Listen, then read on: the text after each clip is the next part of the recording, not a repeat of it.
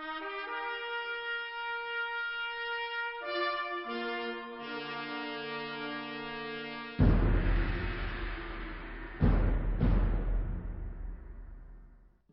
figure I was about 8 years old. My parents passed away, and they sent me down to Versailles, Kentucky, to a Methodist home, and it was a experience and a half with 125 brothers. We didn't cause no problem, but we didn't take no bull. At school, anyway, if you jumped on one, you had to whip about 25 of us. It was because of brotherhood. We treated each other a lot with respect. I was drafted in the year 1950, and I was taught that when you become of age and you got drafted, you had to go. It was your duty. I didn't even know where in the heck Korea was, let alone didn't even know they was in a war until, started reading the paper about it. Just 1 week after completing basic training, Private First Class Ernest West found himself in action on the front lines of Korea. The training prepared his body for the difficult battles ahead, but it was his heart's dedication to brotherhood that would bring him through those battles and back home again, not just a soldier, but a hero. We were up on Heartbreak Ridge. George Jivenham was our commanding officer. George come up to us and he said, I need 3 squads to go out tonight. Well, we all liked George, and he was a West Pointer, and we said, we'll go. So 3 squads of us went. And he told us, well, we're going to try to get some prisoners. And we've had a bunker spotted. We'd been watching it for 2 or 3 days. He wanted me to be the point man. I said, fine, I don't care. So I took the point. We was standing there looking up the bunker after we got out there. And I said, looks awful quiet as a church mouse, George.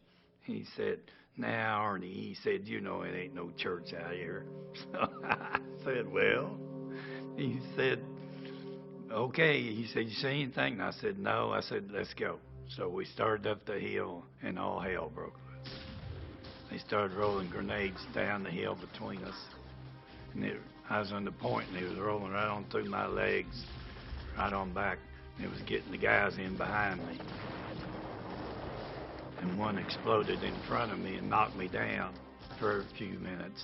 Then when I came to, I jumped up and started looking. And here they come up over the hill at us. It's frightening because they look like 1 million people come running at you. And it was, Lord behold, you just sit there and fire till you can't shoot no more.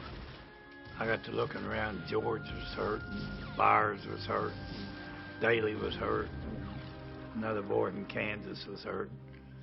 So I told everybody else to withdraw. And I got them to go back, and I started carrying him out of Georgia. I just picked him up and threw him over my shoulder and took off. I got in a firefight with George on my shoulder. I had 2 carbines. I had one in each hand, firing them. And they started firing at me, so I dropped George on the ground and laid on top of him. And then I got up and killed the guys that's coming after us. And I picked George up and come on back out there. And I counted and see, and we had 3 more missing. I told everybody to hold their position. I said, I'll be back. We all were going back home. So I went back up, and I carried them back to safety. West rushed back into the heart of battle 3 more times to rescue his remaining comrades, 1 man at a time. He faced brutal resistance from the enemy, and against all odds, succeeded in saving every one of his fallen brothers. We was loading everybody up to take them back to the first aid station. And one of the guys said, you're next. And I said, well, hell, ain't nothing wrong with me. And they said, yeah, they are. You're bleeding. I had shrapnel in my eye, and I was burnt, and I was shot. And to be honest with you, I didn't know none of it has happened. I didn't think I was could get hurt, I guess.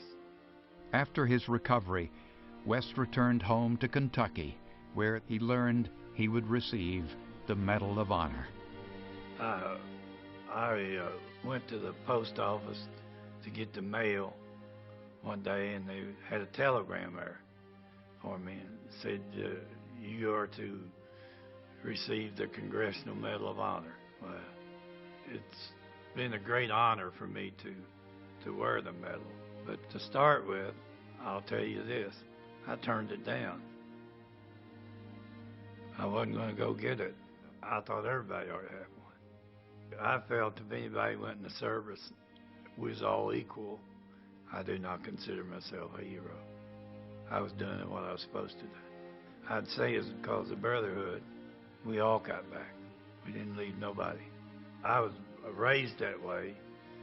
I always figured that someone would come to get me if that would happen.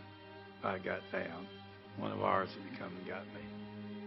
In the squad, there's 8 of us, and we all agreed that if we went on any patrol, everybody would come back one way or the other.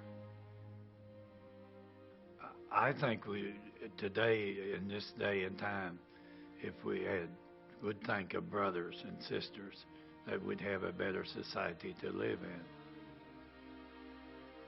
We need to be good to people. Treat people like you'd like to be treated. We're all the same. We might have a little different accent, but we're all the same. We're American.